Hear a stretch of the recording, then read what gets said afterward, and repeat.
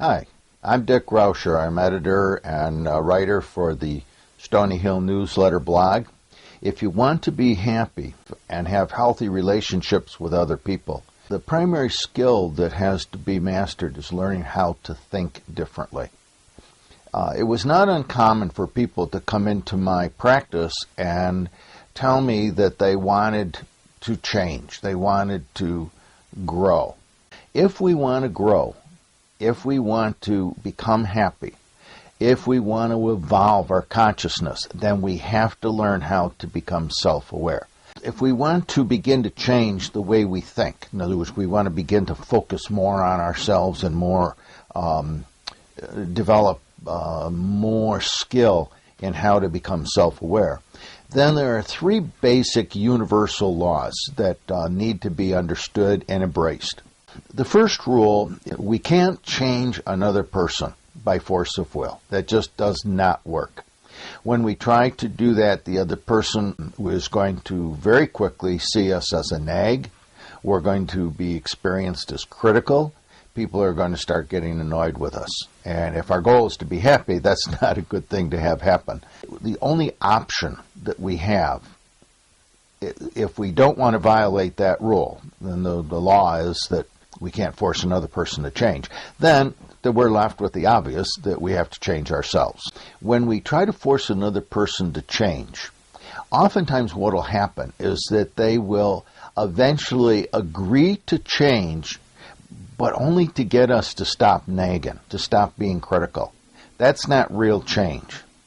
More likely, if we start to force people to change or try to get them to change, then what they're going to do is simply walk away from us. The lesson here is that the person who says no, whether they agree just to get us off their back or whether they walk away, whether they ignore us, they're the people that have all the power. And what is most important is that they don't have to do anything. All they have to do is ignore us. They win a power struggle that we've started with them by doing absolutely nothing. Again, if you want to be happy, this is not a good place to begin.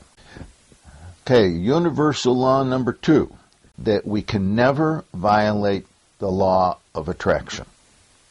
The law of attraction says very simply, you will become what you think about. If you want to become a brain surgeon, you got to think a lot about brain surgery. If you want to become a car mechanic, you got to think about car mechanics, or cars, or automobiles, or engines. Another way of saying that is that you will attract into your life what you choose to think about. So if you begin to focus, for example, on the annoying behavior that you want the other person, someone else, to change, the law of attraction says you're going to see it a lot. You're going to attract it into your life. Not only from the person who's driving you crazy, but you're going to begin to see it in everybody around you. Why? Because if that's what you're thinking about, that's what you're going to attract into your life. That's what you're going to become aware of. And pretty soon, you're going to find yourself totally surrounded by that kind of annoying behavior that originally drove you nuts just with your partner or with a friend or whomever.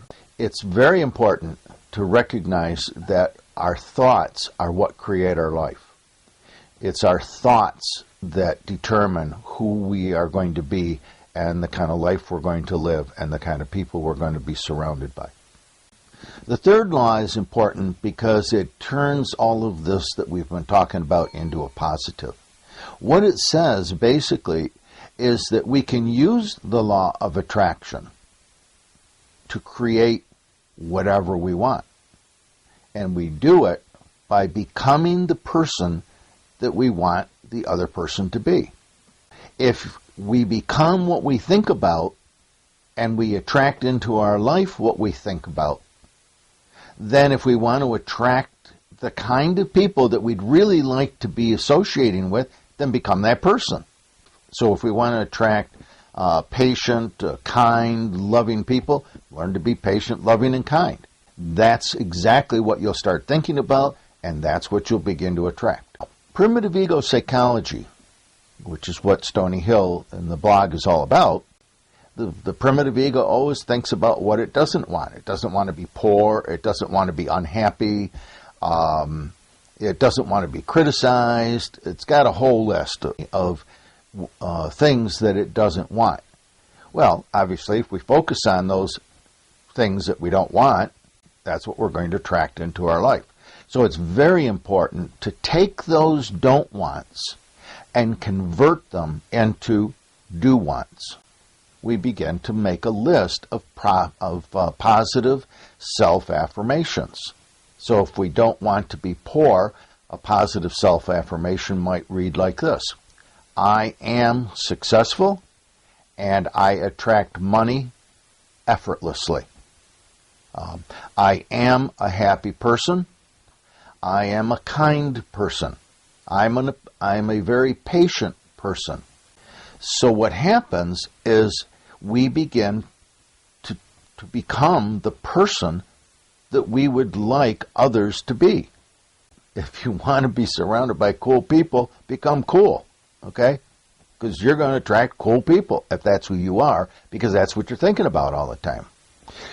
So what we're doing now is we're beginning to use positive self-affirmations as a way of becoming the person we would like to become. So let's summarize. We've got 3 laws, 3 universal, unbreakable laws. You can't change them. These are just universal, okay? The first one is you can never force another person to change by force of will. Not going to work. The only thing you're going to do, like we said, is you're going to turn into a nag. That's not going to leave you happy. The second universal law is we become what we think about. Okay, it's the law of attraction. We will attract into our life whatever we decide we are going to think about. And that happens whether it's conscious or unconscious, whether it's intentional or not. If you're thinking about it, that's what you're drawing into your life. So start paying attention, become self-aware, and watch what you're thinking about. Okay. The third law is the law that says you can use the law of attraction to your benefit simply by having a list of positive affirmations. And remember, the positive affirmations always need to be in the present. They have to be now. In other words, not I want or I will. You have to write them as I am. So I encourage you to work on yourself and start becoming the person you want all these people around you to be.